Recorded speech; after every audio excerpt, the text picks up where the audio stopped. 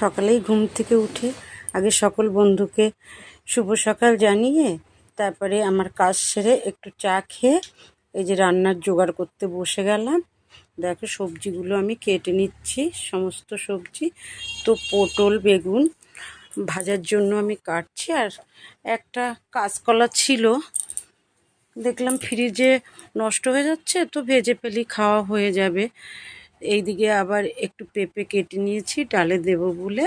দেখো আমার সমস্ত সবজি কাটা হয়ে গেছে। আর এইদিকে আমি আবার এদিকে ভাতটাও বসিয়ে দিয়েছি, এদিকে ডাল সিদ্ধ হচ্ছে।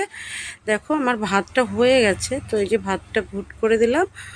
এবার আমি সমস্ত সবজিতে নুন হলুদ মাখিয়ে এই যে বেগুনটা ভাজা করে নিচ্ছি। বেগুনটা ভাজা আমার হয়ে গেছে। এবার সমস্ত ভাজাগুলো আমি এক এক করে করে নিয়েছি। দেখো একটু লঙ্কাও ভেজে নিয়েছি, ভাজার সঙ্গে একটু লঙ্কা হলে ভালো হয়। তো দেখো এদিকে আমার ডালটা ফুটে গেছে, এটা আমি সোমবারা দিয়ে নামিয়ে দেবো। এই যে হয়ে গেছে। বন্ধুরা, তোমাদের সঙ্গে গল্প করতে করতে আমার রান্নাটা কমপ্লিট হয়ে গেল। তোমরা ভালো থেকো, আজকের মতো টাটা।